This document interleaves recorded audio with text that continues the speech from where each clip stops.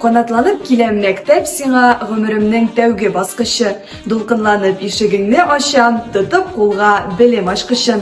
Исәнмесез мәктәп коридоры сәхифәсе тамашачылары.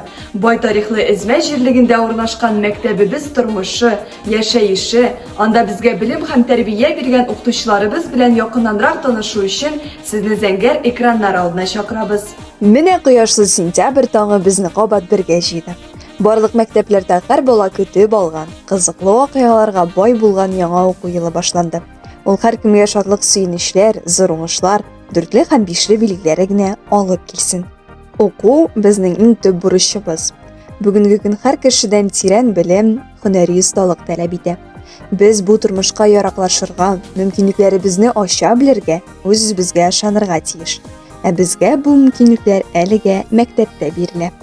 Мәктәбебездә гамәлгә ашырыла торган, безгә тырышып белем алырга стимул булып торучы проект турында әйтеп үтәсебез килә. Гөлсинә Галимуллина иң белемле укучы дигән проект булдырып, инде 6 ел рәттән уку ел дәвамында иң күп бишле алучы укучыларыбызга үзенең премиясын һәм грамоталарын тапшырды. Гөлсинә тарафыннан Милли җан татар кызы проекты да булдырылып, матур дәвам итә.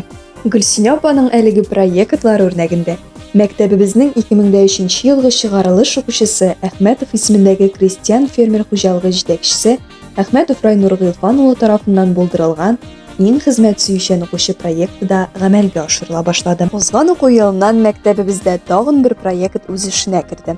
Чаллы Татар дәүләт драма театрында хәзерге көндә якты йолдыз булып балкучы якташыбыз, Татарстанның ат казанган артисткасы Фәйзрахманова Гөлфия Шәйхулла кызы тарафыннан Илһамият сәнгатьле сөйләм проектының тәүге җиңүчеләре билгеле булды.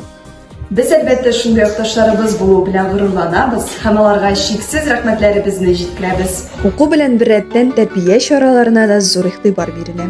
Тәрбия юнәлеше күп кырлы эш. Ул укучының активлыгын билгели, стимуллаштыручы чыганак булып та хезмәт итә.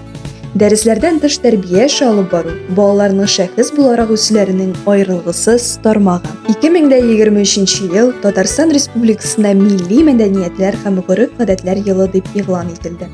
Татарстанда яшәүче һәр халыкның тарихи мәдәни мирасы бик зур һәм бай. Ата-бабаларыбыз тарафыннан кертелгән гореф-гадәтләр халыкны милләт итеп берләштерә торган чараларның берсе.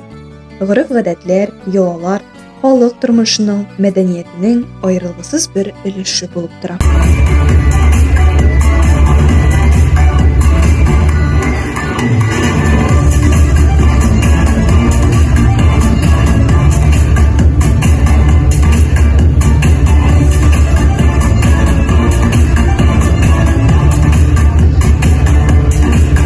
Мәгълүм булганча, 2023 елда Россия педагогикасына нигез салучыларның берсе Константин Дмитриевич Ушинскийның тууына 200 ел.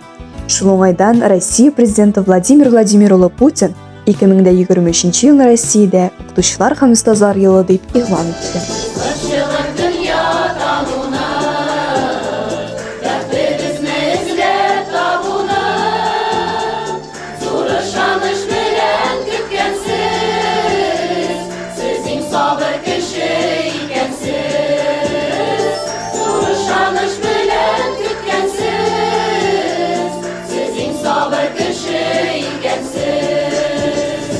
Укытучы, тиңләп булмаяны башка хезмәт белән.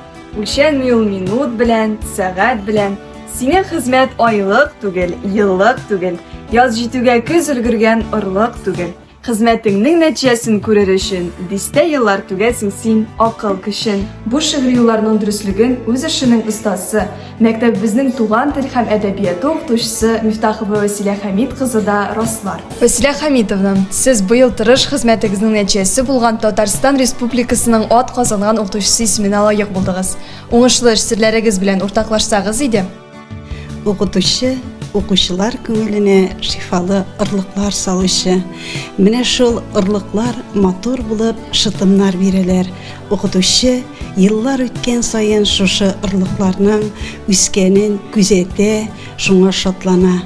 Менә мин дә 36 ел эшләү дәврендә укучыларымның уңышларын күреп, алар белән шатланып, аларга куанып яшим. Эзмә мәктәбендә татар теле әдәбияты укытучысы булып эшләү елларында укучыларым иҗатка тартылдылар. Ел сайын Серле каләм, Илһам, Алтын каләм иҗат бәйгеләрендә уңышлы чыгыш ясап, призлы урыннарга лаек булдылар. Адаштырмас маягыбыз мирас, юлда юлдаш туган телебез, туган телне, җирне сисәк кенә якты булыр сезнең кенегез. Сезгә тәҗрибә һәм зирәклегегез өчен зур рәхмәт. Рәхмәт сезгә. Укуда да алдынгы без, бәйгеләрдә отабыз. Мәктәпнең данын һәр вакыт югарыда тотарбыз. Хөрмәтле тамашачылар, безнең тапшыруыбыз ахырына якынлашты. Яңа чорлар килә, яңалыклар белән. Каршы алыйк гасыр таңнарын. Тынычлыклар булсын, дуслык чәчәк атсын, афәтләрдән саклыйк дөньяны дигән изге теләктә калып, сезнең белән сау булашабыз. Сау булыгыз.